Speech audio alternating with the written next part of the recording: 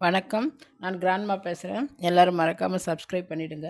விஜய் அவர்கள் நேற்றைய தினம் தொகுதி வாரியாக மாணவ மாணவிகளுக்கு பரிசளிப்பு விழா நடத்தினார். அதை பற்றி தான் இன்றைக்கி பேச போகிறேன். இதே போல் போன வருஷமும் பரிசளிப்பு விழா நடத்தினார். ஆனால் அப்பொழுது அவர் கட்சி தொடங்கவில்லை. அப்பொழுது ஓட்டுக்கு காசு வாங்கக்கூடாது, அம்மா அப்பா கிட்ட போய் சொல்லுங்கள், காசு வாங்கிட்டு ஓட்டு போடக்கூடாதுன்னு சொன்னார். நடந்து முடிந்த தேர்தல் முடிவுகளை பார்த்தால் விஜய் அவர்கள் சொன்னதை யாரும் கேட்கவில்லை போல இருக்கு. நேற்று நடந்த நிகழ்ச்சியில் முக்கியமான 3 செய்திகளை சொன்னார். அவர் சொன்ன 3 செய்திகளும் ரொம்ப முக்கியமானது. முதலாவதாக அவர் என்ன சொல்கிறாருன்னா, நமக்கெல்லாம் ஒரு நல்ல தலைவர் தேவைன்னு சொல்கிறார். இதை வெளிப்படையாக சொல்லாமல் நான் அரசியலில் சொல்லலை, எல்லா துறைகளிலும் சொல்கிறேன், எல்லா துறைகளிலும் நல்ல தலைவர் தேவைன்னு நாசுக்காக சொல்கிறார். விஜயின் இந்த பேச்சால் வருங்கால முதல்வர், எதிர்கால முதல்வர்னு சொல்லிக்கிட்டு இருக்கிற இவங்களுக்கெல்லாம் பயம் வந்துட்டுருக்கும். இந்த பயத்தின் வெளிப்பாடாக விஜய் அவர்களை வச்சு செய்வாங்க.